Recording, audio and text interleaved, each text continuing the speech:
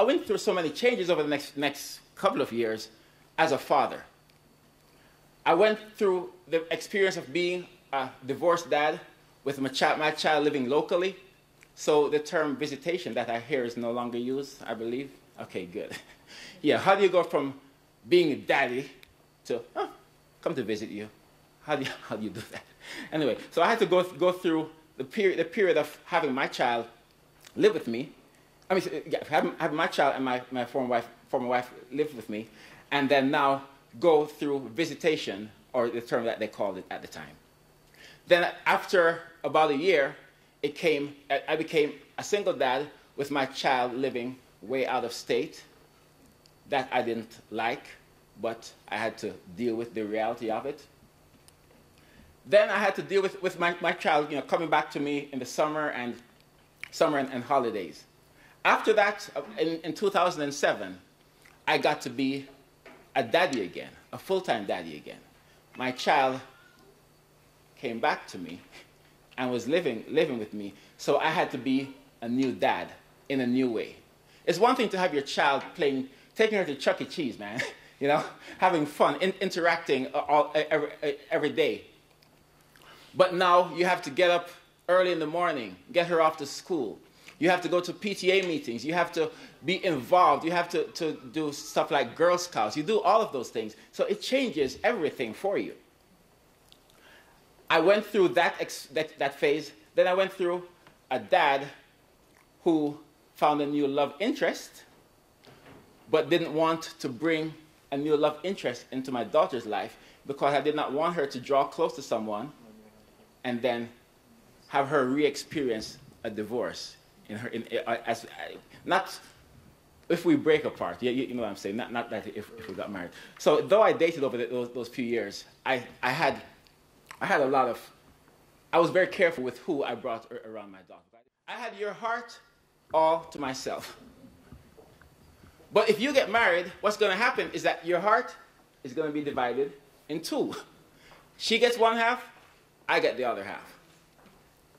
Then she said, and if you go have children, her half stays intact.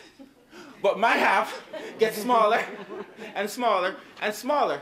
And so she felt rejected. She's watched, Cinderella. The evil stepmother comes into the picture, and all of a sudden, this person who was so close to her dad is kind of shoved to the side. She watches TV, she knows these things. So every step of the way, I had to shield her from anything that may get into her mind, causing her to think that this may be the end of life as she knows it. Every step along the way, I've learned to be a father.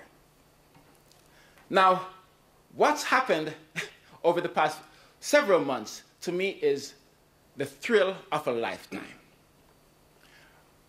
Just after the divorce, my sister, hi Cheryl, wave, all right. My sister Cheryl and her husband, my brother slash brother-in-law, Teddy, right there. What they said to me, because I went through so much trauma going through that whole experience. For a year and a half, I could not afford to live any place. I would have been homeless were it not for my family. Literally. Went from a nice two-story house, I could have been homeless. I very easily would have been homeless had I not had the privilege of living with them for a year and a half and messing up their couch, because I slept on the couch. Now, what happened? They said to me, why don't you turn this awful experience into something meaningful? Why don't you start writing about it? You love to write. Why don't you start writing about it? But that got me thinking. And then there's a couple in my church, my other church at the time, who said, you should start an organization for fathers who go through the stuff that you went through, and many of them didn't make it.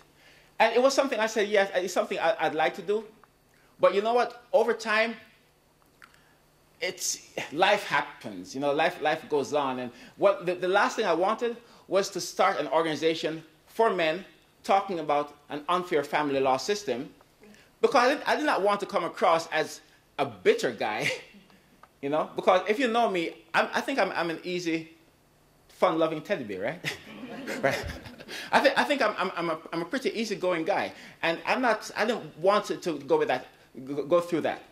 But there's one person who I believe influenced me more than any other. I never met the gentleman. I never even knew his name. But from online correspondence, and I remember in the heart of the divorce, what he said to me is, Roderick, you're hurt. You went through all this pain. You went through all these challenges. And right now, I sense that you're bitter. My encouragement to you is, rather than remaining bitter, you should become better as a result of your pain. Turn your lemons into lemonade. Make the thing that was supposed to kill you be the very thing that causes you to prosper. That got me thinking. I mentioned earlier, the first week of October of 2001 is when my life got turned upside down. 9 years later, the first week of October of 2010, I launched the Upbeat Dad.